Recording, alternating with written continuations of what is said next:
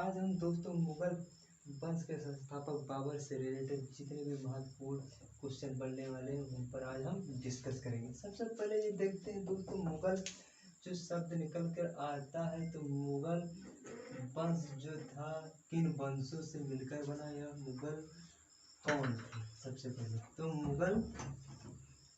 मुगल कौन थे, सबसे पहले क्वेश्चन बनता है कौन थे दोस्तों। तो मुगल जो थे मंगोल जात और तुर्की जात, मंगोल जात और तुर्की जात, इन दोनों वंशजों से मिलकर उत्पन्न हुए थे मंगोल और तुर्की से उत्पन्न हुए थे मुगल। जो मुगल का शाब्दिक अर्थ निकल कर आता है दोस्तों वो है बहादुर। दोस्तों मुगल का शाब्दिक अर्थ निकल कर आता है बहादुर। और दोस्तों बात करते हैं बाबर के बारे में। बाबर का वास्तविक नाम दोस्तों जहीरुद्दीन, मूल नाम दोस्तों जहीरुद्दीन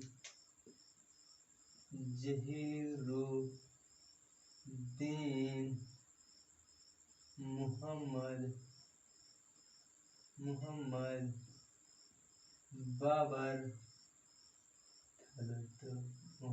बाबर था। और दोस्तों से अब ये बात करते हैं बाबर जो था, बाबर के जो रक्त था दो वंशों से मिलकर उत्पन्न हुआ था। बाबर के रक्त में दो वंशों का रक्त था। देखिए कौन थे इनके माता पिता जो थे, अलग अलग वंश से संबंध रखते थे। आइए माता और पिता के बारे में बात करते हैं। तो कैसे उत्पन्न हुए थे बाबर। तो माता और पिता, जो माता थी इनकी वो तुर्की और पिता तैमूर वंश। जो इनकी माता का नाम था वो दोस्तों कुतुब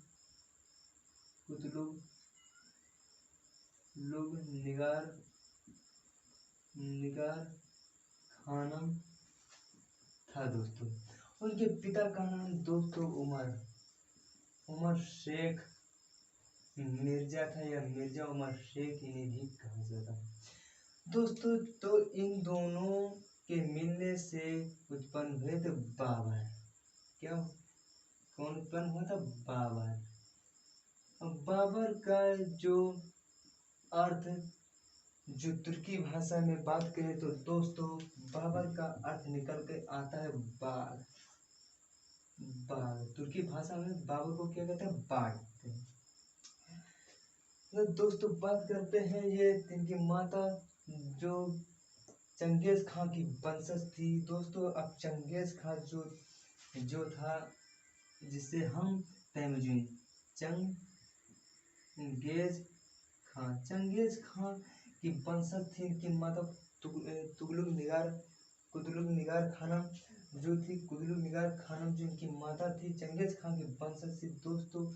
तो इनकी जो माता थी, जो इनके माता के वंशज जो चंगेज खां थे दोस्तों, इनका मूल नाम चंगेज खां का नाम तैमुजीन था दोस्तों। क्या था? तैमुजीन। इनका वास्तविक नाम तैमुजीन था। ये वास्तव में एक मुस्लिम नहीं थे, ये बौद्ध धर्म के अनुयायी थे, या बौद्ध धर्म को मानने वाले थे। और अब बाबर जो अपने पिता की ओर से 5वीं पीढ़ी था और माता की ओर से 14वीं पीढ़ी था। इन्हीं के पुत्र चंगेज खां के द्वितीय पुत्र चगताई के नाम पर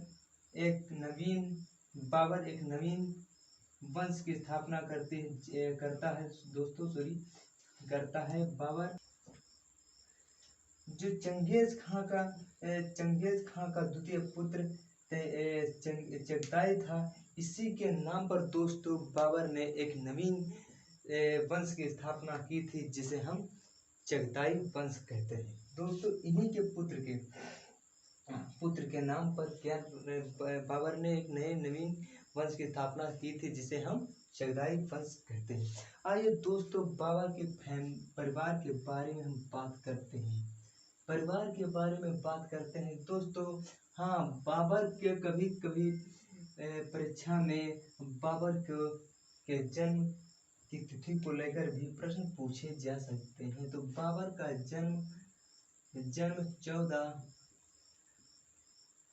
फरवरी 1483 को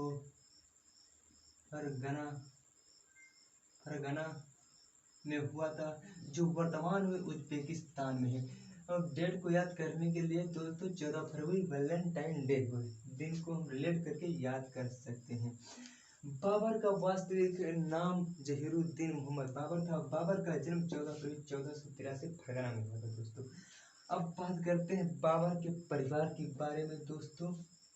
तो बाबर के परिवार के बारे में बात करते हैं तो दोस्तों, बाबर परिवार के बारे में बात करते हैं तो दोस्तों, पहले परिवार में देखते हैं कि दादा और दादी का क्या नाम था दोस्तों। तो इनके दादा का नाम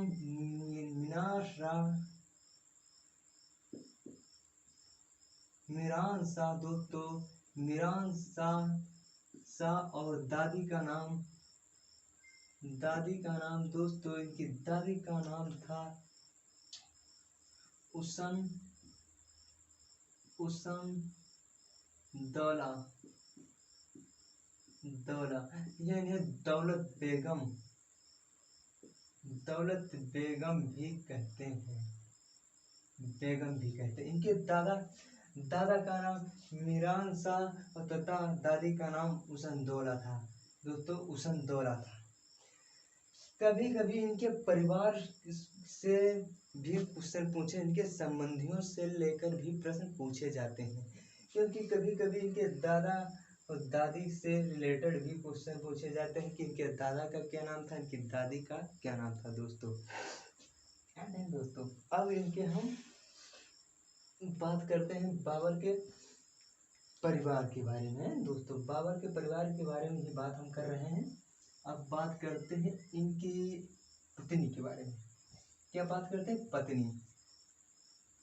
पत्नी के बारे में दोस्तों। इनकी पत्नी का नाम महम बेगम,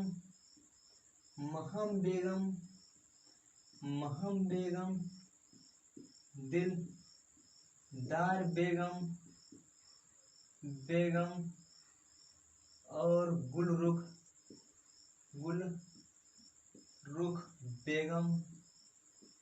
बेगम दोस्तों। और क्या नाम था? महम बेगम, दिलदार बेगम और गुलरुख बेगम और मौसमा सुल्तान बेगम। और इनकी पुत्रियों के बारे में बात करते हैं तो इनकी पुत्री का नाम गुलरंग बेगम,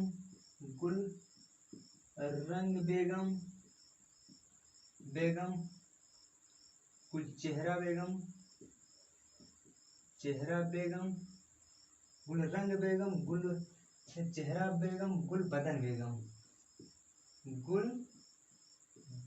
बेगम। जो हुमायूं की चचेरी बहन जो हुमायूं नामा का लिखती हैं, ये यही थी, गुलबदन बेगम। अब दोस्तों बात करते हैं इनके पुत्र के बारे में। पुत्र के बारे में बात करते हैं। पुत्र कितने थे? बाबर के 4 पुत्र थे। सबसे पहले कौन थे? हुमायूं,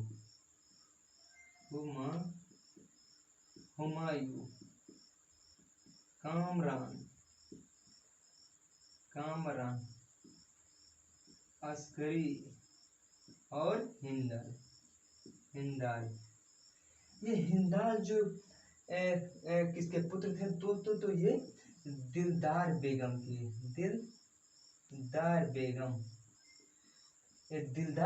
के पुत्र थे। ये जो हिंदल थे दिलदार बेगम के पुत्र थे और कामरान गुलरुख बेगम के पुत्र थे। कामरान, ये प्रश्न ऐसे पूछा जा सकता है कि हिंदल किसके पुत्र थे? तो हिंदल दिलदार बेगम के पुत्र हैं। और जो कामरान पूछा जाए कि किसके पुत्र हैं तो गुलरुख बेगम के पुत्र हैं। आइए दोस्तों हम बात करते हैं अब बाबर के प्रारंभिक जीवन से संघर्ष से जो क्वेश्चन बनने वाले हैं परीक्षा की दृष्टि से, उन पर हम बात करते हैं दोस्तों।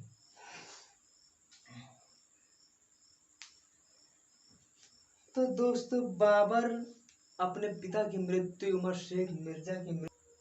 अब दोस्तों हम बाबर 14 फरवरी 1483 में पिता की मृत्यु के सुनिए दोस्तों 1400 हाँ पिता की मृत्यु के बाद बाबर 1494 में फरगना का शासक बनता है। मतलब पिता की मृत्यु के बाद बाबर 1494 में कहाँ का शासक बनता है? फरगना का। जो फरगना दोस्तों फरगना का शासक बन जाता है तो 11 वर्ष की या 12 वर्ष में, कहीं कहीं 11 है कहीं कहीं 12 वर्ष की दोस्तों। तो 12 वर्ष की अवस्था में जब बाबर शासक बन गया तो उसके पास बहुत सी चुनौतियां थी, क्योंकि उसका जो संबंध उनके पिता का संबंध उनसे उनके सगे संबंधों से अच्छा नहीं था।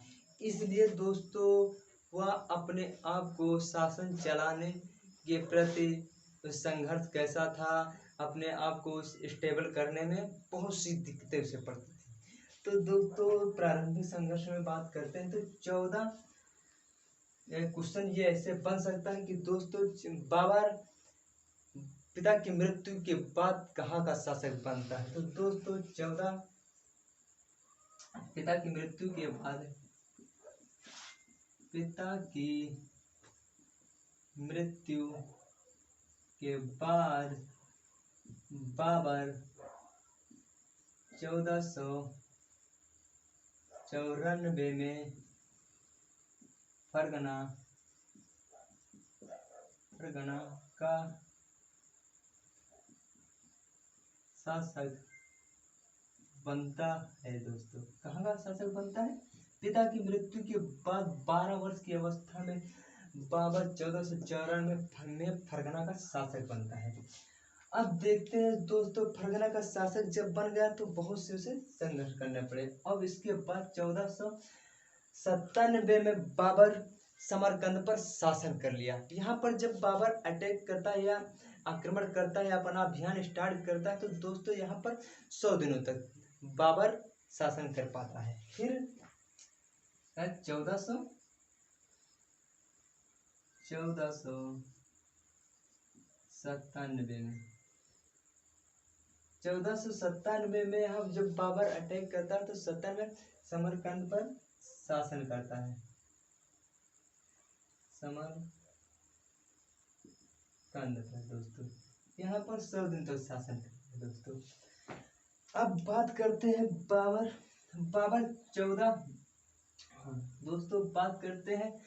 1501 और 2 में बाबर का पहला युद्ध सेवानी खां और बाबर के बीच होता है।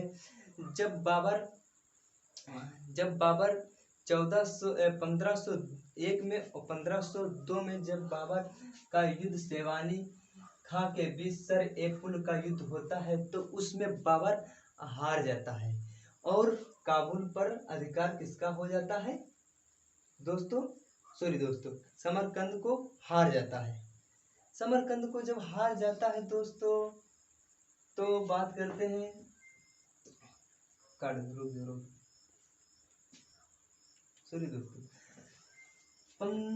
1502 1 और 2 में सर ए पुल का युद्ध सेवानी खां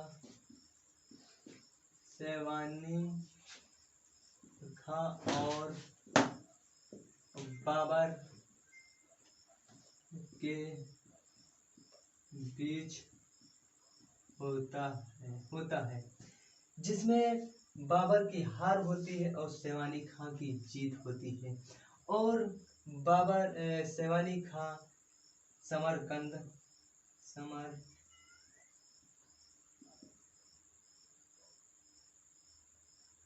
समरकंद पर कब्जा कब्जा कर लेता है दोस्तों। 1501 और 2 के बीच युद्ध होता सर एपुल का, जिसमें शेरवानी खां की जीत होती और बाबर की हार होती है दोस्तों। और समरकंद पर अधिकार किसका हो जाता है? शेरवानी खां का दोस्तों। फिर क्या होता है, इसके बाद बाबर ये समरकंद का क्षेत्र छोड़कर चला जाता है काबुल की ओर। जब बाबर काबुल की ओर जाता है तो दोस्तों बाबर 1504 में दोस्तों 1504 में काबुल का अभियान समरकंद का था। तो ये बाबर की सबसे पसंदीदा ये क्षेत्र था। बाबर का सबसे पसंदीदा जो क्षेत्र था दोस्तों ये क्या था? काबुल। तो यहाँ ये समरकंद को छोड़कर बाबर काबुल के क्षेत्र की ओर चला जाता है 1504 में। यहाँ पर 1504 में बाबर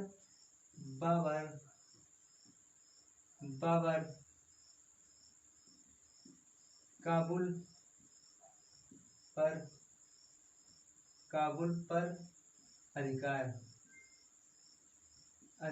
कर लेता है दोस्तों। 1504 में बाबर काबुल पर अधिकार कर लेता है। मतलब जब अभियान ये समरकंद को हारने के बाद बाबर एक क्षेत्र छोड़कर चला जाता है और काबुल के क्षेत्र पर जाने पर उन्होंने काबुल पर अधिकार कर लिया दोस्तों। जब बाबर काबुल की अपनी जीत दर्ज कर ली या जीत हासिल कर ली, तो इसके बाद बाबर 1507 में एक उपाधि धारण की, जिसे हम क्या कहते हैं? पादशाह। काबुल के जीत के उपरांत बाबर ने एक उपाधि धारण की थी जिसे दोस्तों 1507 में, जिसे हम पादशाह कहते हैं, पादशाह की उपाधि धारण की। इससे पहले बाबर के जो पैतृक या पिता या वंशज जो उपाधि धारण करते थे वो मिर्जा की उपाधि धारण करते थे। क्या उपाधि धारण? इससे पहले बाबर की जब काबुल पे जीत नहीं हुई थी दोस्तों, तो इनके लिए पैतृक उपाधि थी वो मिर्जा की थी। मतलब इनके पूर्वज जो थे मिर्जा की उपाधि धारण किया करते थे। बाबर जब काबुल को जीत लेता है तो बादशाह की या बादशाह की उपाधि को धारण करता है दोस्तों। और दोस्तों बात करते हैं बाबर से रिलेटेड, बाबर के द्वारा कुछ चलाए गए खेल या बाबर के द्वारा कुछ लाए गए शब्द। बाबर आत्मकथा। बाबर अपनी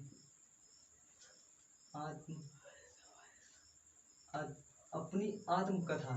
बाबर जो अपनी आत्मकथा है दोस्तों, जिससे बाबर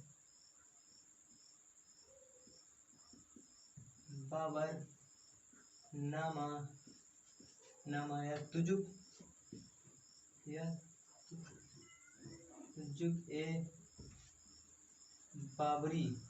बाबरी के नाम से बाबर अपनी आत्मकथा दोस्तों बाबर नामा या तुजुक ए बाबरी में कुछ शब्दों का प्रयोग करता है, उनके बारे में बात करते हैं। बाबर जो दोस्तों बाबर अपनी आत्मकथा में क्या लिखता है देखते हैं उसके बारे में। बाबर सबसे पहले ये देखते हैं, बाबर के द्वारा कुछ महत्वपूर्ण खेल भारत में लाए गए थे। बाबर जब बाहर से आता है इंडिया की ओर आता है तो अपने साथ 2 खेल लेकर आता है। कौन कौन से खेल हैं दोस्तों? तो बाबर के द्वारा 2 खेल चलाए जाते हैं या भारत में लाए जाते हैं। तो एक है इश्क बाजी दोस्तों, एक है इश्क बाजी। बाबर के द्वारा 2 खेल चलाए जाते हैं, जिन्हें एक इश्क बाजी और दूसरे को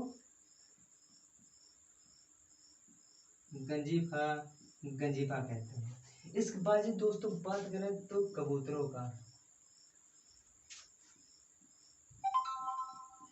का खेल होता है। ये दोस्तों ताश का खेल होता है। तो इश्कबाजी बाबर के द्वारा 2 खेल लाए जाते हैं, बाबर के द्वारा जो भारत में दो खेलाए जाते हैं दोस्तों, एक है इश्कबाजी, एक है गंजीफा। गंजीफा को आम भाषा में ताश कहा जाता है और इश्कबाजी को कबूतरों का खेल कहा जाता है दोस्तों, है ना दोस्तों। अब बात करते हैं दोस्तों, बाबर एक पैमाने का भी निर्माण करता है जिसे हम बाबरी गज गज ए बाबरी कहते हैं। गज ए बाबरी किसके द्वारा दोस्तों चलाई जाती है? बाबर के द्वारा चलाती है। बाबर दो खेल भारत में जब बाबर आता है कौन कौन से लेकर आता है? इश्कबाजी और गंजीफा। गंजीफा को हम ताश का खेल कहते हैं, इश्कबाजी को हम कहते हैं दोस्तों कबूतरों का खेल है। अब बात करते हैं दोस्तों बाबर। बाबर नामा का फारसी में अनुवाद बाबर नामा का फारसी में अनुवाद अब्दुल अब्दुल अब्दुल रहीम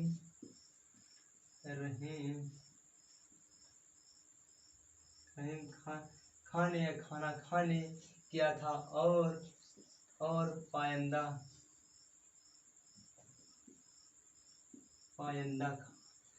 जो फारसी में अनुवाद किया गया था दो व्यक्तियों द्वारा किया गया, एक अब्दुल रहीम खाना खाया खां के द्वारा या पायंदा खां के द्वारा किया गया था। और जो अंग्रेजी में इसका अनुवाद किया गया था दोस्तों वो थे श्रीमती। अंग्रेजी में अनुवाद किसने किया था दोस्तों? तो श्रीमती